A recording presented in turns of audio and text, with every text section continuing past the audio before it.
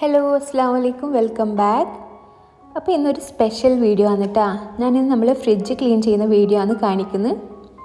അപ്പോൾ ആദ്യമായിട്ടാണ് ഞാൻ ഈ ഒരു ടൈപ്പ് വീഡിയോ ചെയ്യുന്നത്. അപ്പോൾ എന്തെങ്കിലും കുറവുണ്ടെങ്കിൽ ക്ഷമിക്കണം കേട്ടോ. അപ്പോൾ ഓരോ ആൾക്ക് ഓരോ രീതി ഉണ്ടാവും, ക്ലീനിങ് ആയാലും പിന്നെ കുക്കിംഗ് ആയാലും. ഞാനപ്പോൾ എങ്ങനെ ചെയ്യുന്നതെന്ന് വെച്ചാൽ മൊത്തത്തിൽ സാധനം പുറത്തെടുക്കലില്ല കേട്ടോ. സെക്ഷൻ ആയിട്ടാണ് ക്ലീൻ ആക്കൽ. നിങ്ങൾക്ക് മനസ്സിലായിട്ടെങ്കിൽ ഡീറ്റെയിൽ ആയിട്ട് കാണിക്കുന്നുണ്ട്. അപ്പോൾ നിങ്ങൾക്ക് അതെങ്ങനെയാണെന്ന് തിരിയും. അപ്പോൾ ഞാൻ ആദ്യം ഈ ഭാഗത്തുള്ള സാധനമെല്ലാം ആദ്യം പുറത്ത് വെക്കലാണ്. പിന്നെ നമ്മൾ ഫ്രിഡ്ജ് വെച്ചത് മെയിൻ കിച്ചണിലാണ് കേട്ടോ. ഇവിടെ അങ്ങനെ കുക്കിംഗ് ഒന്നും ചെയ്യലില്ല, ഔട്ട് ഹൗസിലാണ് കുക്കിംഗ് ഒക്കെ ചെയ്യൽ. അപ്പോൾ ഇടയ്ക്കിടയ്ക്ക് പൊടിയെല്ലാം തട്ടി തുടക്കലാണ്. പക്ഷേ ഫ്രിഡ്ജ് ക്ലീൻ ആക്കുന്നിടെ കിച്ചൺ മൊത്തം മെസ്സപ്പ് ആവലാണ്.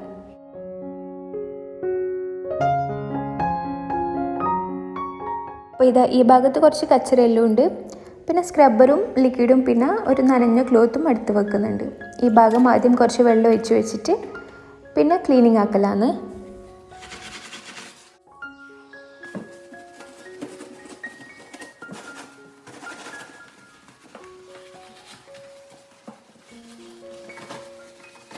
പിന്നെ മാസത്തിലൊരിക്കലെങ്കിലും ഇതുപോലെ ഫ്രിഡ്ജ് ക്ലീൻ ചെയ്താൽ നമുക്ക് അത്ര ബുദ്ധിമുട്ടൊന്നും ഉണ്ടാവില്ല കേട്ടോ. പെട്ടെന്ന് തന്നെ ക്ലീനാക്കി കിട്ടും.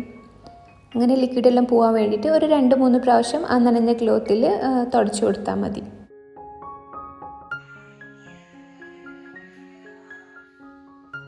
അപ്പോൾ ഇനി നമുക്ക് ഈ തട്ടെല്ലാം ഒന്ന് ക്ലീൻ ചെയ്തിട്ട് ഡ്രൈ ആവാൻ വേണ്ടിയിട്ട് വെക്കാം. ലിക്വിഡ് വെച്ചിട്ട് ഈ ബേസിനിൽ തന്നെ ക്ലീൻ ചെയ്യാം.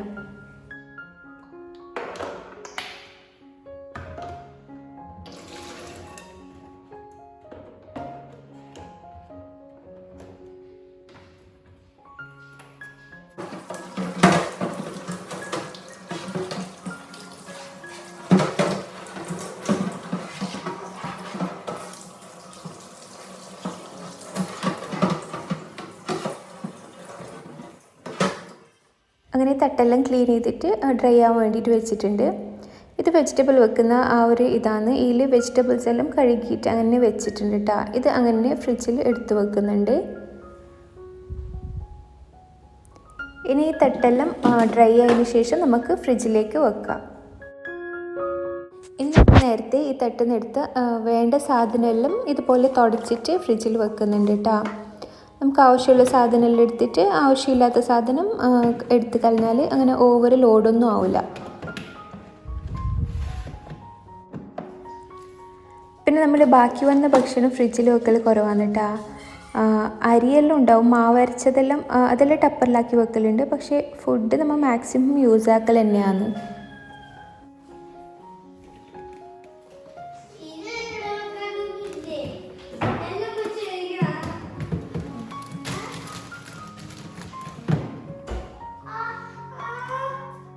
അപ്പോൾ ആ ഭാഗം ക്ലീനായി. ഇനി നമുക്ക് യൂട്ടിലിറ്റി ട്രെയിൽ എന്തൊക്കെയുണ്ട് എന്ന് നോക്കാം.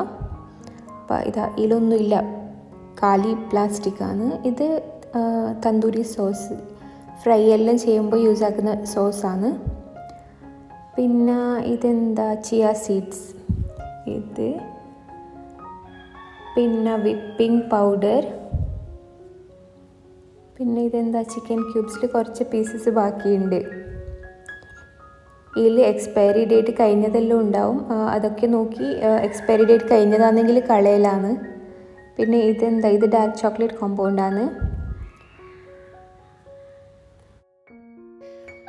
ഈ ട്രേ കഴുകി ക്ലീൻ ആക്കിയിട്ട് ആവശ്യമുള്ള സാധനം തിരിച്ചു വെക്കലാണ്.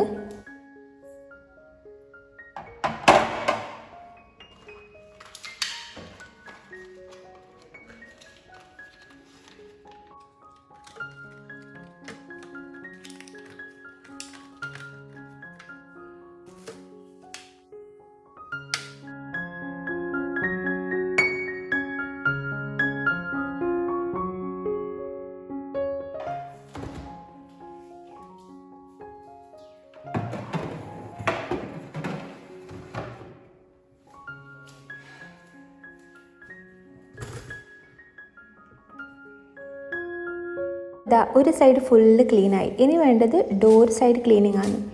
ഇതിൽ ആദ്യം വേസ്റ്റ് എന്തെങ്കിലും ഉണ്ടെങ്കിൽ ഇതുപോലൊരു പ്ലാസ്റ്റിക് കവറിലെല്ലാം ആദ്യം കളയുന്നുണ്ട്. എന്നിട്ട് ബാക്കി നല്ലത് മാറ്റി വെച്ചിട്ട് ക്ലീൻ ആക്കലാണ്.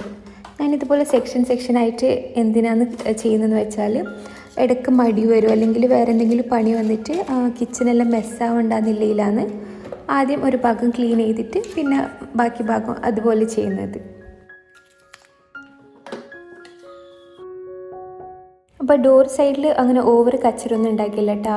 ഫോയിൽ വെക്കലുണ്ട്. അതുകൊണ്ട് തന്നെ അങ്ങനെ ആ സൈഡ് ഇങ്ങനെ എടുത്ത് ചെയ്യേണ്ട ആവശ്യമൊന്നുമില്ല. അവിടെ തന്നെ ഒന്ന് ക്ലീനാക്കി ഫോയിൽ അതുപോലെ പിരിച്ച് വെച്ചാൽ നല്ല വൃത്തിയിലുണ്ടാവും.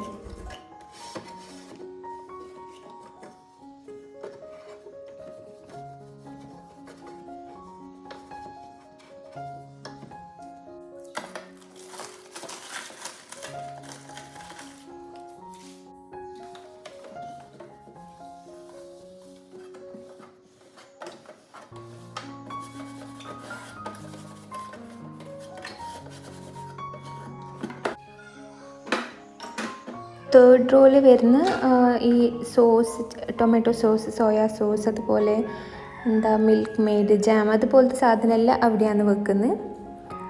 അപ്പോൾ നമുക്ക് അതെല്ലാം ഒന്ന് ക്ലീൻ ആക്കി എടുത്തിട്ട് ഫോയിൽ ഇതുപോലെ പിരിച്ചിട്ട് എല്ലാം വേണ്ട സാധനമെല്ലാം എടുത്ത് വെച്ചിട്ട് വേണ്ടത് എക്സ്പയറി ഡേറ്റ് കഴിയുന്നതെല്ലാം ഒഴിവാക്കുക.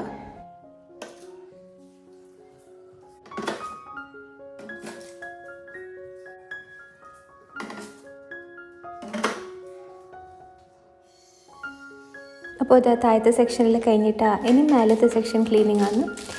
ഈലും ഡോറിൽ കുറച്ച് സാധനമെല്ലാം ഉണ്ട്. അതെല്ലാം ഒന്ന് എടുത്ത് മാറ്റിയിട്ട് താഴത്തെ പോലെ തന്നെ വേണ്ടാത്ത സാധനമെല്ലാം ഒഴിവാക്കലാണ്.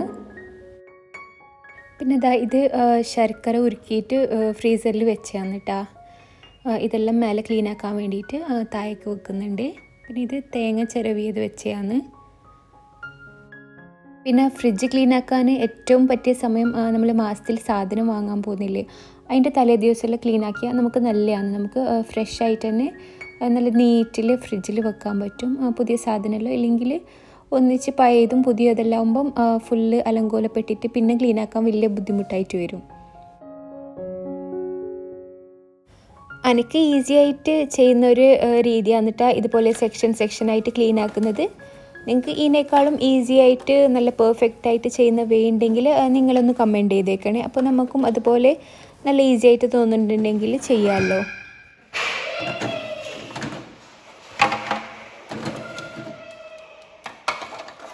അപ്പോൾ ഈ സെക്ഷനിൽ ഐസ് ട്രേ അതൊക്കെ എടുത്ത് ക്ലീൻ ചെയ്തിട്ട് ഉണക്കിയിട്ടാണ് കേട്ടോ പിന്നെ വീണ്ടും വെക്കൽ.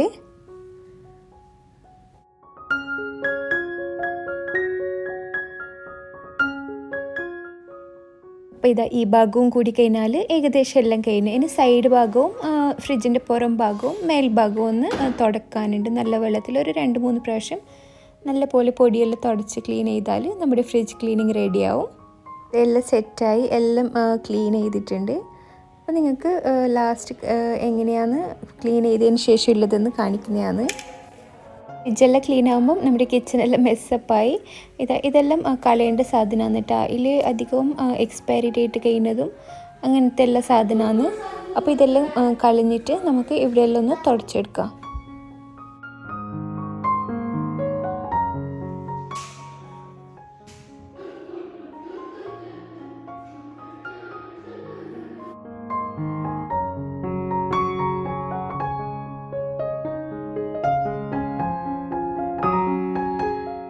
കൗണ്ടർ ടോപ്പെല്ലാം ഒന്ന് ക്ലീൻ ആക്കിയതിന് ശേഷം നമുക്ക് ബേസിനെല്ലാം ഒന്ന് കഴുകി വൃത്തിയാക്കാനുണ്ട്. അപ്പോൾ ഇതെല്ലാം ചെയ്തിട്ട് ഞാൻ ലാസ്റ്റ് ഒരു ഫുൾ വ്യൂ കാണിച്ചു തരാം കേട്ടോ.